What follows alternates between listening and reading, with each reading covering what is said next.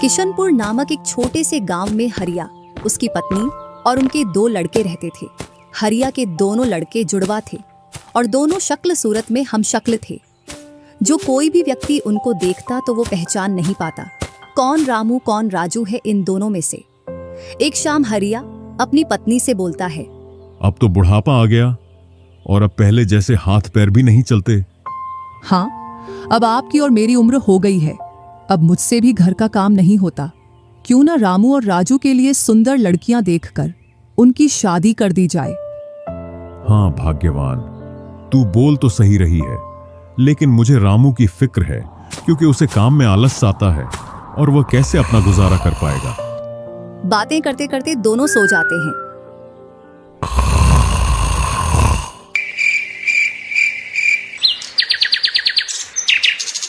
और सुबह उठकर हरिया रामू राजू से बोलता है, तुम दोनों खेतों पर चले जाना और एक खेत को खोद आना जिसमें मैं आकर बीज बो दूंगा। और आज मैं अपने दोस्त से मिलने के लिए पास ही के गांव में जा रहा हूं। 2 दिन में लौट कर आऊंगा। हरिया तैयार होकर दूसरे गांव की ओर निकल जाता है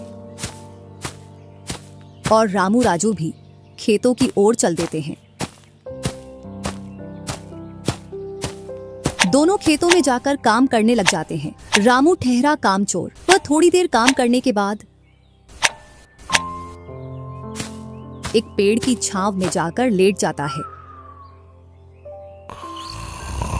इधर राजू को सुबह से शाम हो जाती है और वह आधा खेत खोद देता है।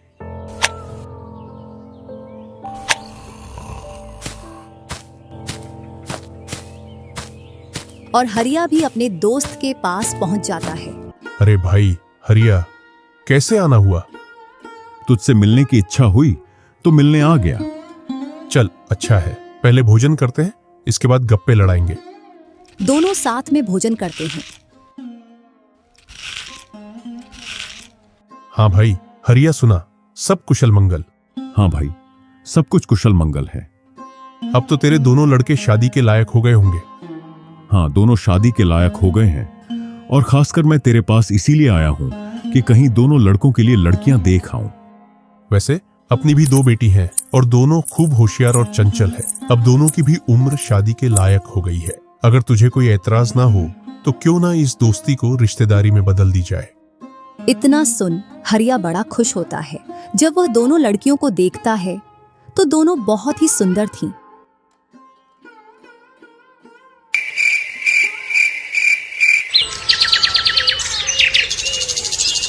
सुबह होते ही हरिया अपने दोस्त से बोलता है, मैं जल्द ही मेरी बहुओं को लेने आऊंगा। इतना बोलकर हरिया अपने गांव की ओर चल देता है। इधर रामू और राजू भी अपने खेतों पर काम करने के लिए आ जाते हैं और रामू पेड़ की छांव में जाकर सो जाता है। इधर राजू अपने काम में लगा रहता है। शाम होने को आ जाती है और हरिया भी अपने खेतों के पास आ जाता है।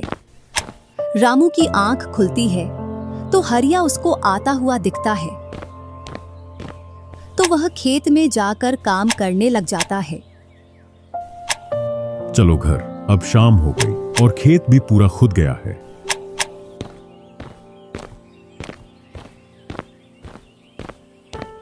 तीनों साथ में घर पहुंच जाते हैं। हरिया अपनी पत्नी और दोनों लड़कों को बताता है कि वह इन दोनों की सगाई पक्की कराया हूं।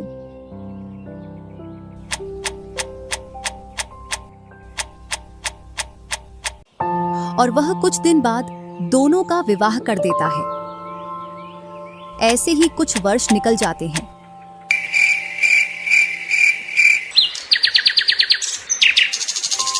हरिया और उसकी पत्नी का स्वर्गवास हो जाता है और दोनों भाई जमीन और घर का बंटवारा कर लेते हैं।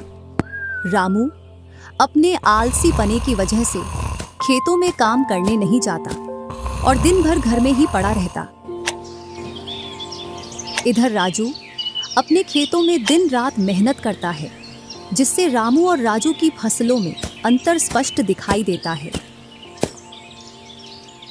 एक दिन रामू राजू से बोलता है, तूने अच्छा खेत रख लिया और मुझे यह खराब खेत दे दिया। जिससे तेरी फसल अच्छी हो रही है और मेरी फसल कमजोर। कोई ना, अगली फसल पर खेत बदल लेंगे।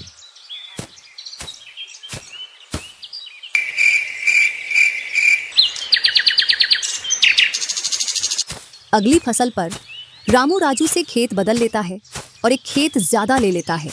फिर भी राजू खुशी खुशी उसे खेत दे देता है।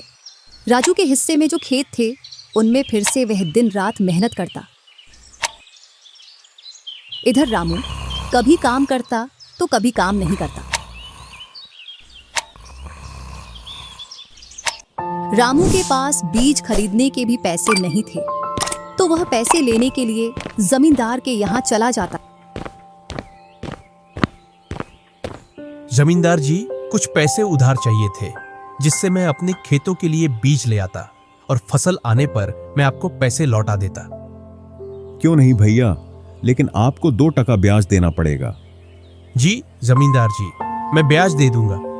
जमींदार रामू को पैसे दे देता है और रामू उनसे कुछ बीज लाकर अपने खेतों में बो देता है। इधर राजू अपनी फसल की रोज देखभाल करता और रामू बोकर आया उसके बाद से अपनी फसलों को देखने के लिए भी नहीं गया। वहीं अपने घर में पड़ा रहता और दिन रात सोता रहता।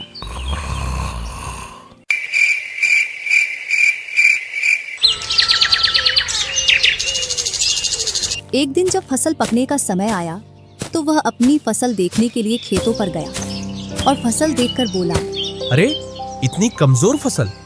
मैंने खेत बदल लिया, फिर भी लगता है मेरी ही किस्मत खराब है।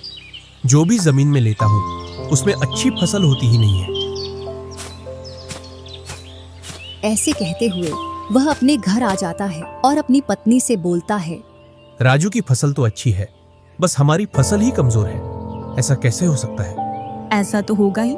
दिन रात जो घर में पड़े रहते हो और खेतों में समय समय पर दवाई पानी नहीं दोगे तो फसल ऐसी कमजोर रहेगी। फिर बोलते हो किस्मत खराब है। किस्मत नहीं, मेहनत करनी पड़ती है। चल चल, मेरे को मत सिखा। अगर किस्मत ना हो तो कुछ भी नहीं होता। अगर मेहनत से कोई बड़ा बनता तो सबसे पहले गधा बड़ा बनता, क्योंकि उसके बराबर कोई मेहनत नहीं करता। और जो मजा जिंदगी में सोने में है वह मजा और किसी चीज में नहीं। बस इनको तो सुला दो, सोने के अलावा और कोई काम ही नहीं है।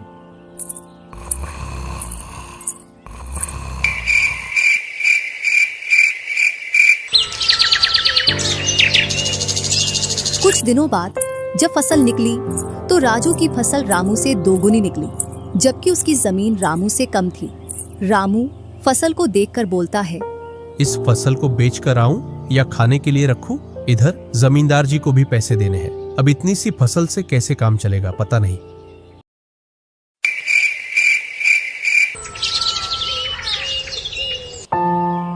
एक दोपहर रामू सो रहा था, तभी उसका गेट किसी ने खटखटाया। पता नहीं कौन भरी दोपहर में नींद खराब करने के लिए आ गया।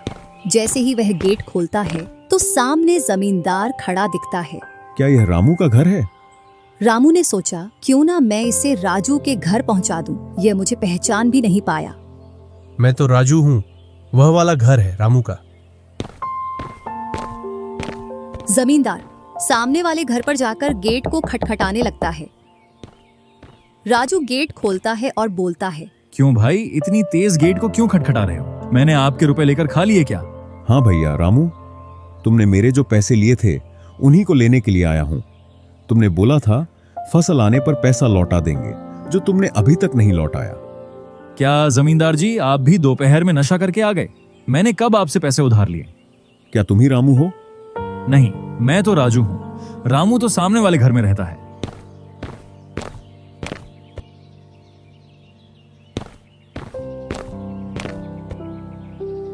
भरी दोपहरी में जमींदार का सर चकरा जाता है और वह अपने घर चला आता है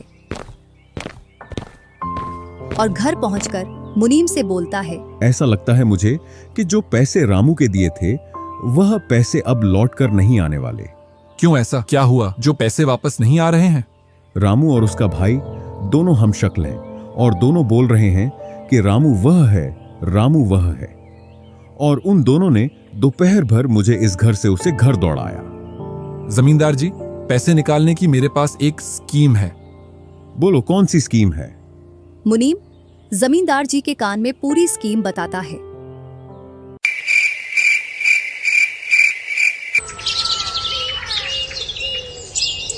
दूसरी सुबह जमींदार, मुनीम और दो आदमी जिनके हाथ में लाठी थी, चारों लोग रामू के घर की ओर चलते हैं। जैसे ही रामू के घर के पास पहुंचते हैं तो जमींदार और दोनों लोग थोड़ी दूर रुक जाते हैं।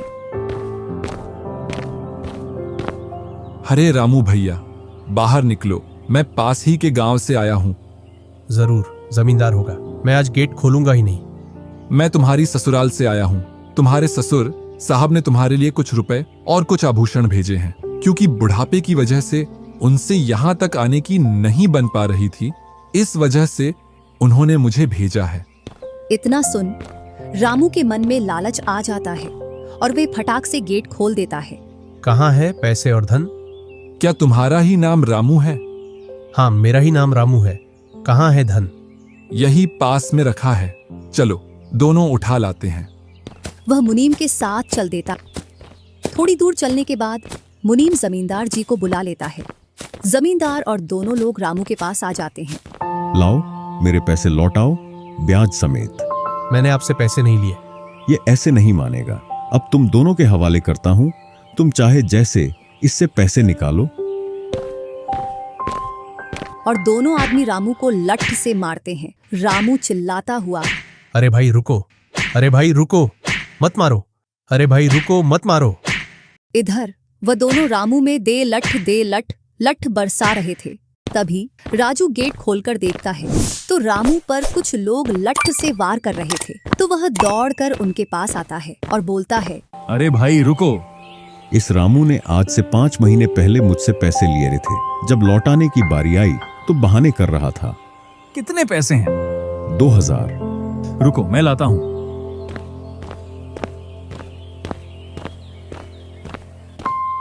राजू रुपए लाकर जमींदार को देता है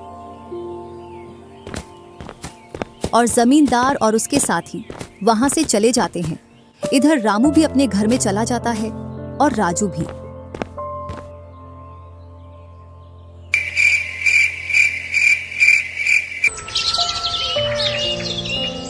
कुछ दिनों बाद दोनों भाई अपना अपना खेत खोदने के लिए खेतों पर पहुंच जाते हैं। इधर खेत खोदते खोदते राजू दौड़ते हुए रामू के पास आता है और बोलता है, देखो मुझे खेत में क्या मिला है। राजू के हाथ में हीरा देखकर रामू के मन में लालच आ जाता है और वह मन ही मन सोचता है, इसके खेत में तो और भी हीरा हो सकते हैं। क्यों ना मैं इसको मेरा वाला खेत दे दूं और इसका खेत में रख लूं, जिससे मेरे पास भी बहुत सारे हीरे हो जाएंगे। मैं क्या बोल रहा था, क्यों ना तू मेरे वाले खेत पर फसल कर ले और मैं तेरे वाले पर। इतने दिनों से तू कम जगह पर कर रहा था। और रामू राजू वाले हिस्से को खोदने लग जाता है।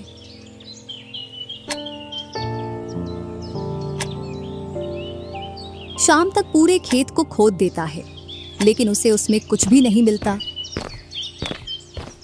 और थका हारा घर पहुंच जाता है। आज पूरा खेत खोद दिया, लेकिन फिर भी एक हीरा नहीं मिला, जबकि राजू ने खेत का एक कोना खोदा था, उसमें ही उसे एक हीरा मिल गया। अच्छा, आप अगर ऐसे ही मेहनत करते रहे तो एक दिन आपको भी बहुत सारे हीरे मिलेंगे। बातों ही बातों में रामू की नींद लग जाती है।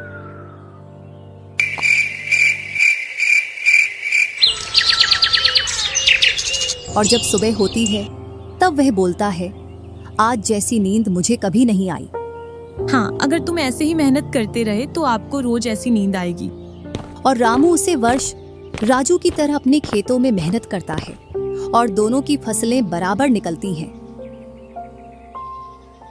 जिससे रामू के चेहरे पर अलग ही चमक दिखती है। एक दिन चारों लोग साथ में बैठकर खाना खा रहे थे। क्या सच में उस दिन खेत में से हीरा निकला था? हाँ भैया, निकला था ना। जो आज आपके घर में उसकी वजह से कई सारे हीरे रखे हैं।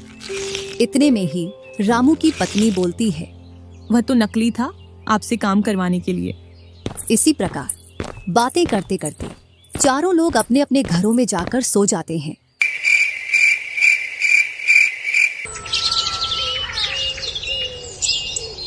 सुबह होते ही तुम दोनों को राजा साहब ने राजमहल बुलाया है। वह दोनों भाई सेनापति के साथ चल देते हैं। अब पता नहीं कौन सी आपदा आ गई। कुछ नहीं, कुछ अच्छा काम होगा, तभी तो हमें बुलाया है। दोनों राजा के पास पहुंच जाते हैं। हमने सुना है इस वर्ष तुम्हारी फसल सबसे अच्छी निकली है और आपने इस बार सबसे ज्यादा राजकोष में कर दिया है। इसी का आप दोनों को इनाम दिया जाता है। दोनों भाइयों को आपके गांव में इनाम के रूप में दुगनी जमीन दी जाती है।